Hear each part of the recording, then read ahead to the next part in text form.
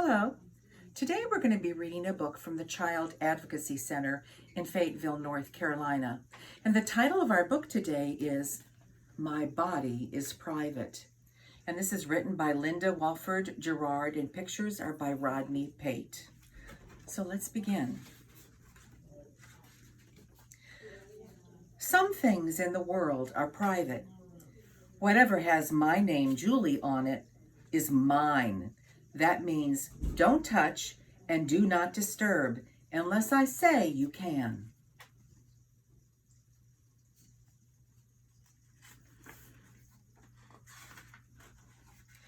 Nobody else uses my toothbrush.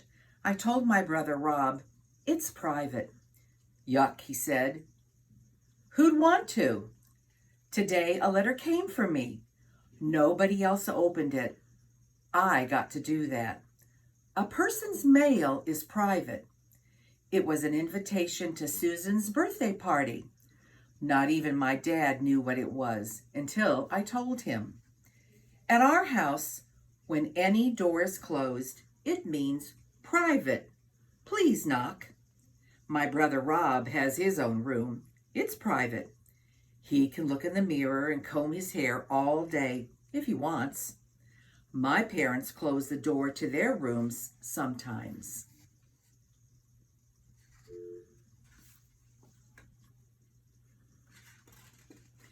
If the door to my room is closed, that means I want to be by myself. I can read a book or watch my goldfish eat or sit on the rug and do nothing. My body is private too. My mom says that everything covered in my bathing suit is very private.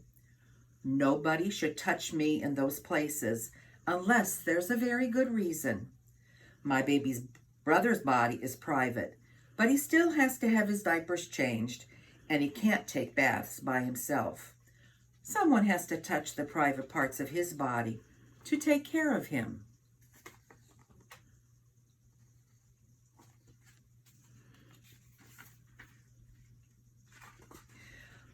I'm not a baby anymore. Most of the time I can take care of myself. Sometimes the doctor has to touch my bottom for a checkup, but my mom asks him to tell me first if he's going to do that. My mom and dad say if anyone else starts to touch me any place and I don't like it, I can say no.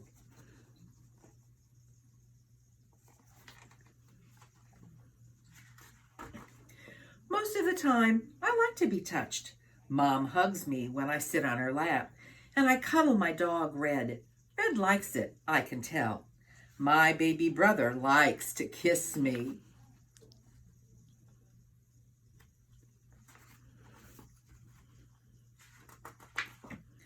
Dad and I like to dance. He's teaching me the old-fashioned way. I sit close to my babysitter for stories.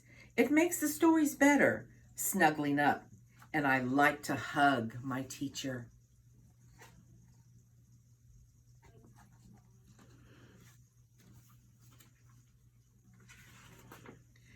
But sometimes touching doesn't feel good. Last night, Rob tickled me more and more until I could hardly get my breath. At first it was fun, but then my stomach started to hurt. He had my arms pinned. Stop, I said. He kept right on. Stop, stop, I yelled. Rob, stop it now, Dad said. Julie doesn't like it anymore. Oh, it's only a game, Rob said. In this family, Dad said, with any kind of touching, if somebody says stop, that means stop.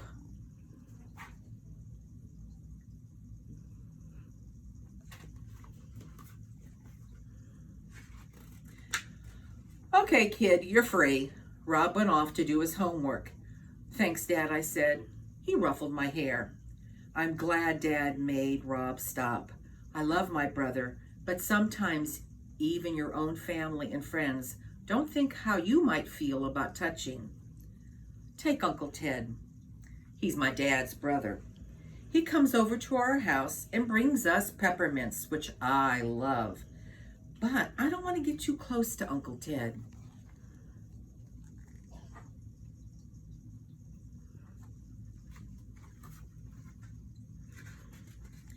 Uncle Ted used to sit me on his lap and pat and rub my arms.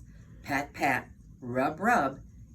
It didn't feel good, and he smelled like tobacco. After the last time Uncle Ted was here, I asked my mom, "Do I have to let Uncle Ted put me on his lap? I don't like it." "Of course you don't have to," she said. "You can say no. But Uncle Ted will think I don't like him." Mom frowned. "The important thing is your feelings. Uncle Ted will understand. I could tell him for you, but I think you can do it. Just say, 'No thanks, I don't want to.'" The next time Uncle Ted came over, he started to put me on his lap. Out came his arm, curling toward me. "No thanks," I said. "I don't want to." I stepped away. Uncle Ted stared at me. My heart was pounding.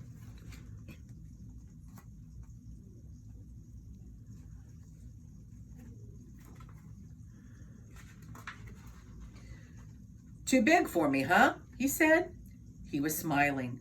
"Okay, princess." I couldn't believe it. He didn't seem mad at all.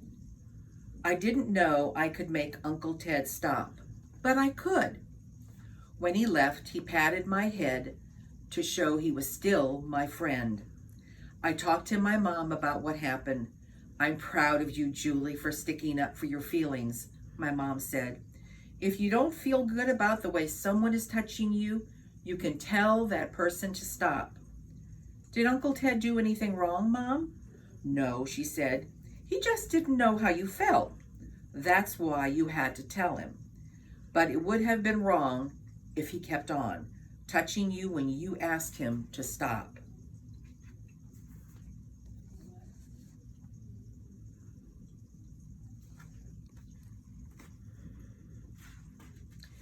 And it's wrong if grown-ups or older kids try to touch or rub the private parts of your body. It's wrong if anyone says, "Pull down your pants," or "pull down theirs," or if someone wants to take a picture of you without your clothes on. "Ugh," I said. "Who'd ever try to do that?" "It might be a stranger, or it might be someone you know, like a babysitter, a teacher, or a friend," Mom said, "or even worse, someone in our family. It probably won't ever happen. You don't need to worry about it. You just need to know what to do, the way you know what to do if a fire starts." I'd get mad, I told Mom. I'd shout, "No," and run away.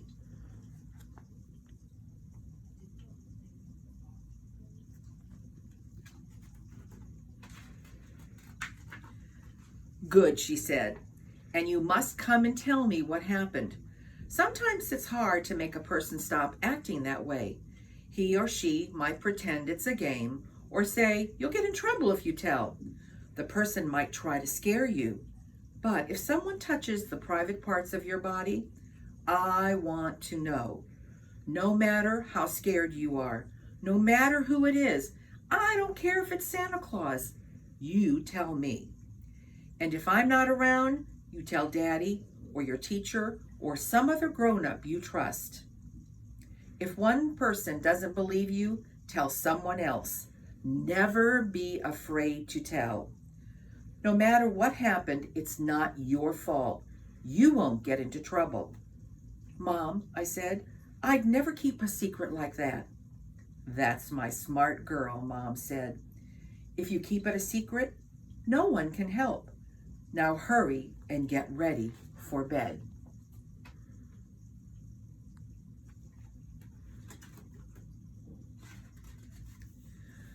I put on my nightgown and I brushed my teeth.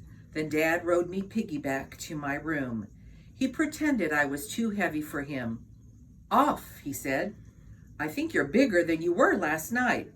Pretty soon you'll be all grown up." I am growing up.